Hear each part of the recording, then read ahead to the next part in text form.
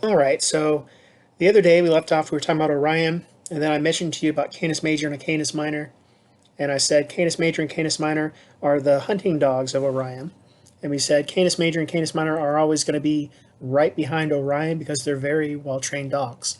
And so when you're looking at Canis Major, it really does look like a dog. It looks like a stick dog.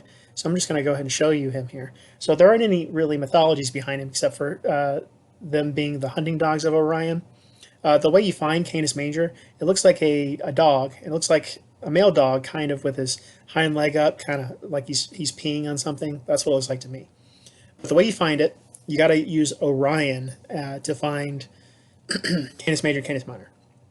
So when you find Orion, I showed you how to find him the other day, but the easiest way to find Orion is you look for the three stars angled up that make Orion's belt. And so when you find Orion's belt, what you can do is you can follow those three stars down, and you're going to hit the brightest star in the night sky, which is in Canis Major, and that bright star is called Sirius. So we've talked about Sirius before. We mentioned Sirius in our first unit with the history of astronomy. We talked about Sirius when the Egyptians saw Sirius. They knew the Nile was going to flood. They used that to know when to plant and harvest their crops. So helped them with seasons. So Sirius is the brightest star of the night sky, and it is in Canis Major. So hopefully you can see that. You're going to follow Orion's belt down, and it's going to hit Sirius, which is Canis Major. Now, just interesting thing about Sirius, especially for you, if you're interested, if you like Harry Potter, things like that.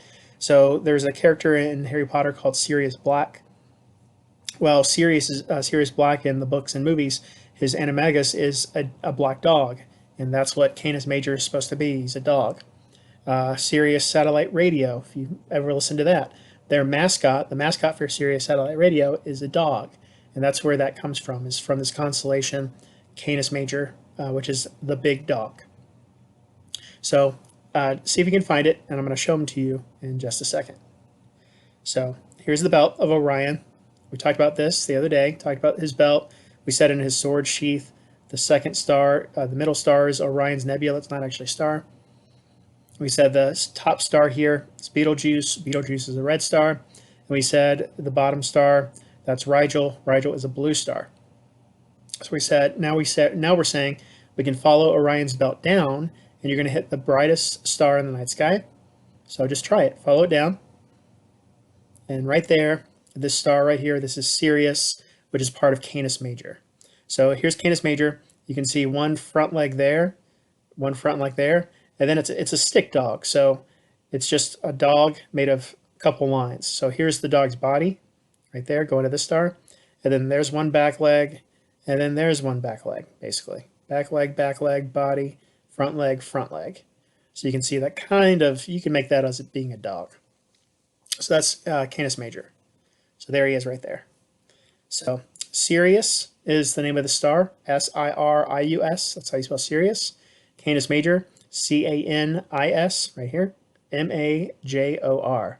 So that's Canis Major. So there's several stars in Canis Major.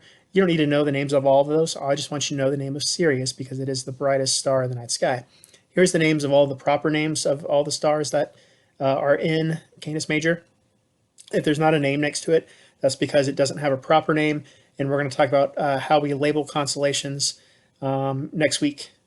We'll talk about what these other stars are called, and that's based upon brightness. So we'll talk about that with the Bayer system. But the only star we need is Sirius right here. So hopefully you can see it in this image here. So this is from the Hubble. The really big bright star you see is Sirius, and then you can actually make out the stars that make Canis Major in this image as well. So there's Sirius, and then there's a front leg there, front leg here, and then you can see there's a star in Sirius, there's the back star, and then there's a leg, and then there's a leg. So you can actually make it out. Even with all this light, you can still make this out. So that's Canis Major with Sirius. Okay, the next constellation is Canis Minor. Now this, I will say, this constellation to me, it's a stretch. It's supposed to be the little puppy dog, Canis Minor, little dog, little cute little puppy dog. The problem with it is it's actually only two stars that make up the constellation, which means if it's only 2 stars, that means the constellation is a what, guys? Hopefully you realize that it is a line. It is one single line that makes up Canis Minor. So the way you find Canis Minor, you look for the big bright star that makes a triangle with Betelgeuse and Sirius. So there's lots of bright stars in the sky here, and also this right here. This is just you don't need to worry about this. This is just part of the computer program I use to get this. Don't worry about that. And these are nothing. Okay, those two things. If you look in the center of the screen, you'll see 3 stars that make a triangle. So one of them is Betelgeuse, the other one is Sirius, and then the third one is a star in Canis Minor. That star is called Procyon. You're going to have to know that star, Procyon. So there's a couple of triangles we can make. We're not making a triangle with Betelgeuse, Sirius, and Rigel. We're making a triangle with Betelgeuse, Sirius, and Procyon. It looks like it's almost an isosceles triangle, which means all the angles, all 3 angles are the same. So if we look here, there's Betelgeuse, there's Sirius, and then if we look over here, we see this is Procyon. So you can see how that makes a triangle. That triangle we see here, that's called the winter triangle. Very pronounced shape, very easy to see in the sky. Along with the winter triangle, during the summertime, there's actually also a summer triangle that we'll talk about. The summer triangle, it's different stars. I'm not going to mention them today because today we're only doing the winter constellations. But this star right here is Procyon. These 2 stars together make up Canis Minor, the little dog. It is literally just a line right there. So Procyon, Betelgeuse, Sirius, that's the winter triangle. Sirius is the brightest star in Canis Major. Procyon is the brightest star in Canis Minor. Then you got Betelgeuse and Rigel, Orion's Nebula. That's Orion. The second star in Canis Minor, we do not need to know it. I'm not going to ask it to you. I'm not going to ask you what it is, but it's called Gomesa. So those 2 stars make up Canis Minor. The big bright one, though, is Procyon. So that's Canis Minor. So that leaves us with one more constellation we're going to have to know about. We'll talk about in just a second. Take a look here. Hopefully you can see the winter triangle in this image. You can actually see all of Canis Minor as well. So hopefully you see the red star, and hopefully you realize, hey, it's red. Red means it's got to be Betelgeuse. We learned that yesterday. I said, oh, Betelgeuse starts with a B, therefore it's red. So the red star is Betelgeuse. The bright star, the really, really bright star you see, that has got to be Sirius. And then hopefully you can find Procyon in the top left corner, and then you can actually see Gomesa as well, which makes the complete constellation of Canis Minor. So we look here. There's Betelgeuse. That's in the shoulder of Orion. You have Sirius, which is the head of Canis Major. And then here you have Procyon, and that's Gomesa. So that line right there, that is Canis Minor. And then here, these 3 stars, that makes up the winter triangle.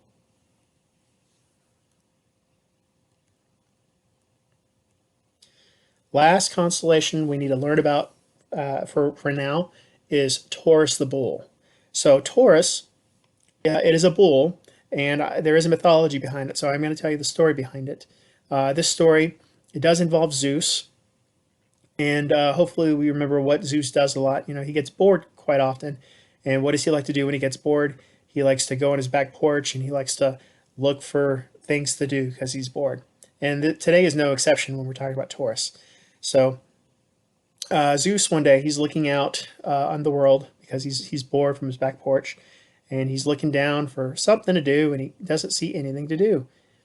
But he eventually looks over in this region of Greece called Phoenicia, and he looks and he sees this beautiful young lady walking through these fields.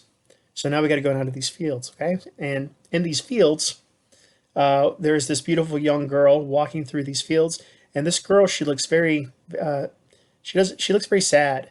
This girl, her name is actually Princess Europa, and she doesn't get to get out much. Her father keeps her trapped around the palace, and the only good thing she has really is her palace is surrounded by a bunch of fields, and there's a beautiful beach down next to the palace, and she doesn't get to get out and see, and she doesn't have friends. She doesn't get to see the people very often.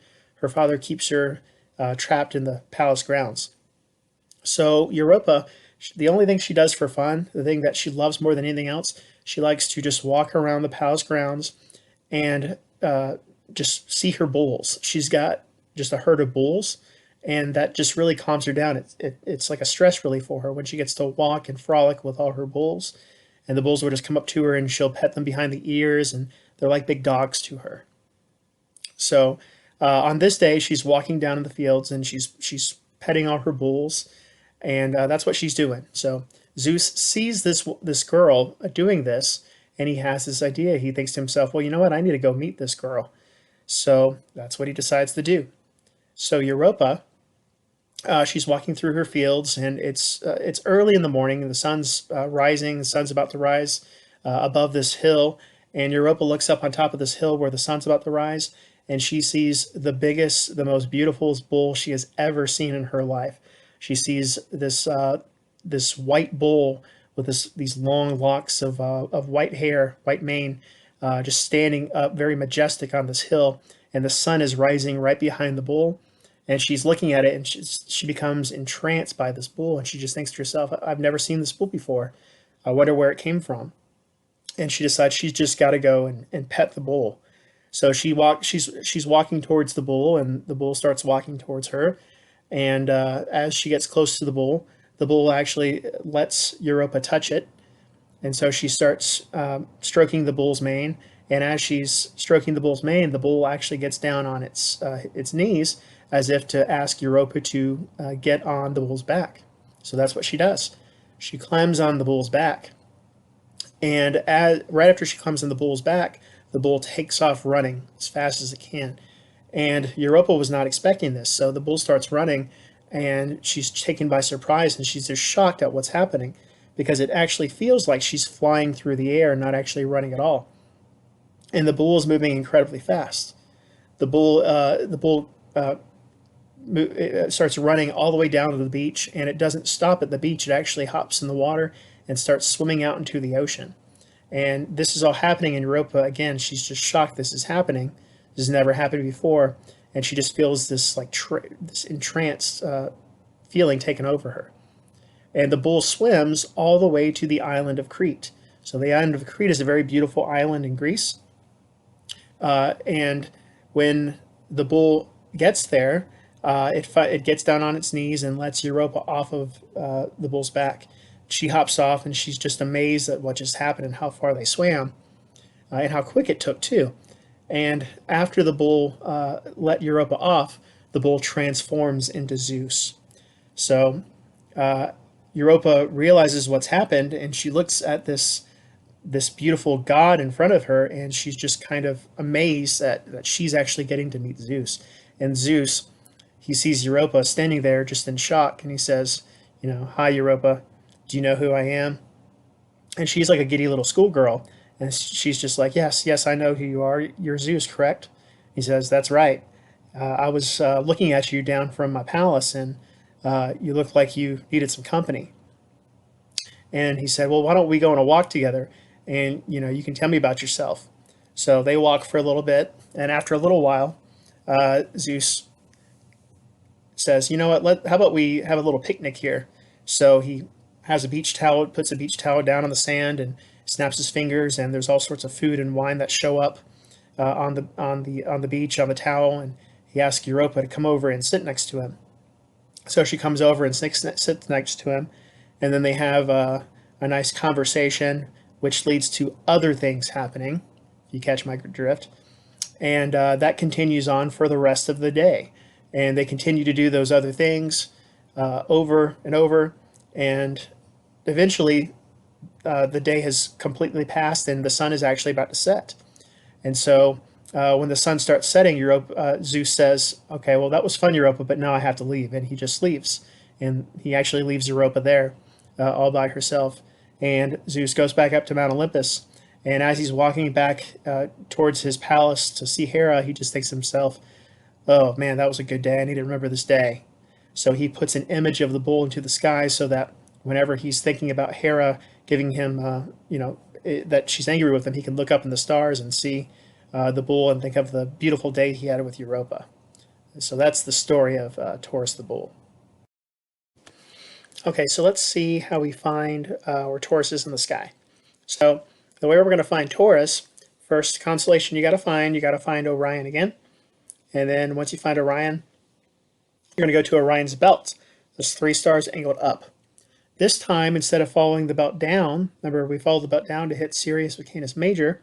Now we're going to follow those 3 stars and follow it up. When we follow it up, we're going to hit the brightest, biggest star in Taurus the Bull called Aldebaran. Now, the bull, Taurus the Bull, he looks like a V shape, and that V shape is supposed to be the bull's horns charging down at Orion. So he's up above Orion and he's charging down at him. Remember that Orion is the hunter. So in the sky, it's like Orion is hunting the bull and the bull is charging at Orion, trying to kill Orion. That doesn't go along with the mythology, but that's how it is depicted as being in the sky. So when you just got to follow that belt up, hit Aldebaran, and you're going to look for a V shape. It's a pretty large V shape, and that's the bull's horns. And then also on the back of the bull, where the shoulder blades are, you're going to see a star it's not a constellation, but it's a star cluster.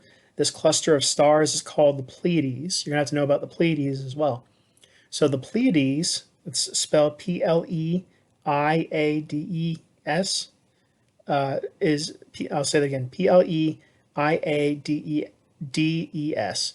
The Pleiades is known as the Seven Sisters. So those 7 sisters, they're called the they're the 7 daughters of Atlas. We talked about Atlas when we talked about Hercules and the search for the golden apples, the Titan. Well, these daughters of Atlas, the Pleiades, they're really beautiful ladies, and they're found in throughout Greek and Roman mythology. They're in all sorts of stories where you have heroes or kings marrying the 7 sisters. Not all of them, but one of them. And so they're kind of scattered throughout mythology. But the reason they're called the 7 sisters is because with your naked eye, you can make out 7 of the stars. It's actually kind of 6 stars, but during the time when it was discovered, it looked like it was 7. Now, if you were to look at this star cluster through a telescope, you would actually see that there's hundreds of stars in this star cluster. It's a quite beautiful thing to look at. You don't even need a telescope. You can look through binoculars, and you'll see just a whole bunch of stars. But with your eyes, you can make out 6 or 7 of the stars. So let's find Taurus the Bull with the Pleiades on the shoulder blades of the bull. So again, we got to start with Orion's belt here. And again, we followed it down. We hit Sirius, brightest star of the night sky. That was Canis Major. But if we follow it up, we're going to hit Aldebaran. So going up. And then this star right here is Aldebaran. I'll show you how to spell it in a second. And then this is the start of the V. So we start here. Then we come through Aldebaran and we go here. And then there's a star there, star there, star there. So that is the horns of the bull right there. The only star we need to know here is Aldebaran. But I do want you to know that this right here, this cluster of stars, that's called the Pleiades, are the 7 sisters. Very beautiful star cluster in the sky. If you ever get a chance, go check it out, binoculars or telescope. It is absolutely gorgeous. So that's what we need to know for this section of the sky. So here's Orion with Betelgeuse, Orion's Nebula, Rigel. Follow the belt down. You hit Sirius with Canis Major. Over here you have Procyon. There's Gomesa. This is Canis Minor. There's the winter triangle between Procyon, Betelgeuse, and Sirius. And then follow the belt up. You hit Aldebaran with Taurus the Bull. And then right here you have the Pleiades, or no, it's known as the 7 sisters. So there's the outline of it. So the only star we need to know in Taurus, besides the star cluster Pleiades, is Aldebaran. Aldebaran. That's the big one right there. If you're interested in all the star names, here it is. But the only one, again, we need to know, the only one is Aldebaran, this one right here. That's it. So this is through the Hubble. So in this image, you should be able to see the horns, the V of Taurus with Aldebaran in it. And then you should also be able to see the star cluster known as the Pleiades. So take a moment and see if you can find them. Remember the Taurus, the largest star, Aldebaran in Taurus, the brightest star, is a red star. It's red in color. So hopefully you can find it right here. And so hopefully you can see the V. You start here, go through Aldebaran, then we come up this way, and then we're going right there. So there's Taurus the Bull right there. That's the horns. And then over here, this is the Pleiades, the seven sisters. Pleiades. So there's Pleiades, Aldebaran, and Taurus. So those are the winter constellations I want you to know for now. There'll be a few more constellations I actually do talk about, but I'll mention those next week, actually, not this week. So the last thing I wanted to mention, so the spelling here, that says Taurus, that's Latin. We don't need to worry about that. We're going to talk about why it's named in Latin next week. It deals with how you label constellations, labeling stars that don't have proper names. But the way you spell Taurus, for our purposes, Taurus. That's Taurus right there. So those are the winter constellations we need to know. The next thing we'll talk about, again, next week, is how to label constellations. But for today, guys, that is going to be it. So we learned about we learned about Canis Major, Canis Minor, and then Taurus the Bull with the Pleiades. We learned about the stars Sirius, Procyon, Aldebaran, and then the Pleiades, which is the seven sisters. So that's it. And then, yeah, have a good day, guys. I appreciate it.